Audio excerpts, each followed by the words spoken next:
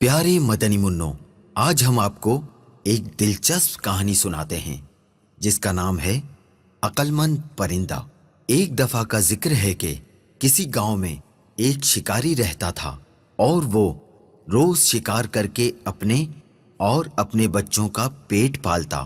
ایک مرتبہ ایسا ہوا کہ شکاری جب شکار کرنے جنگل کی طرف گیا تو اسے آسمان میں ایک بہت ہی خوبصورت اور نایاب چڑیا اڑتی نظر آئی۔ چڑیا کو دیکھتے ہی شکاری کے منہ میں پانی آ گیا اور وہ سوچنے لگا کہ اگر کسی طرح یہ نایاب چڑیا میرے ہاتھ لگ جائے تو اس کو بازار میں مہنگے داموں بیچ کر خوب پیسے کماؤں گا۔ یہ سوچتے ہی شکاری نے بڑی چالاکی اور ہوشیاری سے شکار کے لیے جب اپنا جال بچھایا تو اس میں وہ خوبصورت چڑیا پھنس گئی۔ چڑیا کو جال میں دیکھ کر شکاری اپنی اس کامیابی پر بہت خوش ہوا اور دل ہی دل میں اس چڑیا کو فروخت کرنے کے منصوبے بنانے لگا۔ چڑیا جال سے باہر نکلنے کے لیے خوب پھڑپھڑانے لگی، لیکن جب چڑیا کی ساری کوششیں ناکام ہو گئیں اور اسے جال سے آزاد ہونے کی کوئی صورت نظر نہ آئی تو اس نے مایوس ہونے کے بجائے بڑے اطمینان سے شکاری کی طرف دیکھا اور کہنے لگی، اے عقل مند اور بھلے انسان، ذرا میری بات تو سنو۔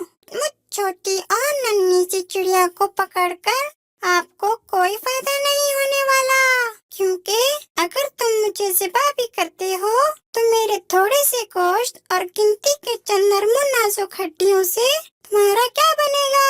اور اگر تم مجھے بازار میں فروخت بھی کرتے ہو تو تمہیں کتنا مال ملے گا؟ لیکن اگر تم میری بات مانو اور مجھے اس قید سے آزاد کر دو، میں تمہیں اس کے بدلے 3 ایسی قیمتی اور انمول نصیحتیں کروں گی جو ہمیشہ تمہارے کام آئیں گی۔ ان میں سے پہلی نصیحت تو میں تمہارے ہاتھ پر بیٹھ کر کروں گی، اور وہ نصیحت ایسی ہوگی جسے سن کر تمہارا خون خوشی سے اور بڑھ جائے گا۔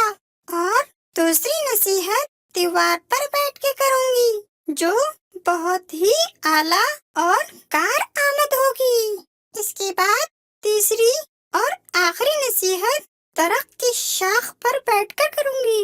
اس لیے اب تمہاری عقل مندی کا یہی تقاضا ہے کہ تم مجھے آزاد کر دو اور میری ان تینوں نصیحتوں پر عمل کر کے دنیا میں بڑا نام کماؤ۔ شکاری نے چڑیا کی یہ پیشکش سن کر تھوڑی دیر سوچنے اور غور کرنے کے بعد اس کی بات مانتے ہوئے جال کی رسی کھول دی۔ رسی کھلتے ہی چڑیا اڑ کر شکاری کے ہاتھ پر آ بیٹھی۔ پہلی نصیحت کرتے ہوئے کہنے لگی، کسی بھی ناممکن بات پر کبھی یقین نہ کرنا، چاہے کوئی بھی کہے۔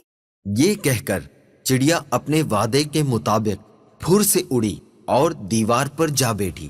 وہیں سے دوسری نصیحت کرنے لگی، گزری ہوئی کسی بھی بات کا غم کبھی نہ کرنا۔ میرے اس چھوٹے سے وجود میں 10 درہم کا ایک ایسا قیمتی موتی ہے جس کی مثال پوری دنیا میں کہیں نہیں، اور اس مہنگے موتی کو پا کر تم اور تمہارے گھر والے خوب عیش و عشرت سے زندگی گزار سکتے تھے، مگر تمہاری قسمت پر افسوس، تم نے مجھے آزاد کر کے یہ بے مثال موتی اپنے ہاتھوں سے کھو دیا۔ اتنا سننا ہی تھا کہ شکاری زور زور سے اس طرح رونے اور چلانے لگا جیسے اس کا کوئی اپنا قریبی رشتہ دار مر گیا ہو۔ روتے روتے بار بار ٹھنڈی آہیں بھرتا اور کہتا، ہائے ہائے، میں تو لٹ گیا، برباد ہو گیا۔ ارے مجھ بے وقوف نے یہ کیا کر دیا، ہاتھ آئے خزانے کو کھو دیا، ایسی نادر چڑیا کو کیوں آزاد کر دیا؟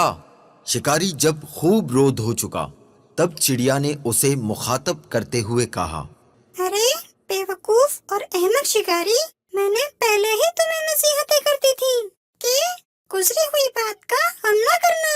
جب یہ بات ہو ہی گئی تھی تو افسوس سے ہاتھ ملنا کس کام کا؟ اور ہاں، یہ نادان شکاری، تم نے میری پہلی نصیحت بھی تو غور سے نہیں سنی۔ کہا تھا نا کہ کسی بھی ناممکن بات کا ہرگز یقین نہیں کرنا چاہیے، خواہ وہ کیسی ہی کیوں نہ ہو۔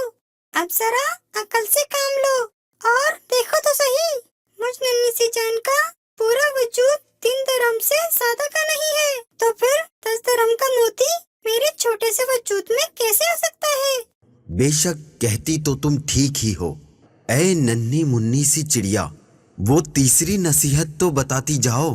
ارے بھائی، تم نے میری پہلی 2 نصیحتوں پر کون سا عمل کر لیا جو مجھ سے تیسری نصیحت بھی سننا چاہتے ہو؟ وہ قیمتی نصیحت تم جیسے نادان انسان کے لیے نہیں ہے۔ یہ کہتے ہی وہ چڑیا پھر سے اڑ گئی اور شکاری اس کو دیکھتا ہی رہ گیا۔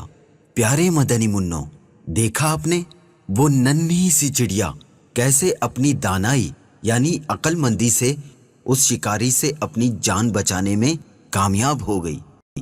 اس کہانی سے ہمیں یہ سبق ملا کہ عقل مندی اللہ عز و جل کا بہت بڑا انعام ہے، اسے وقت پر استعمال کرنا فائدہ مند رہتا ہے، اور کسی احمق اور بے وقوف کو نصیحت کرنا ایسا ہے جیسے بنجر یعنی بیکار زمین میں بیج ڈالنا۔ حکمت و دانائی۔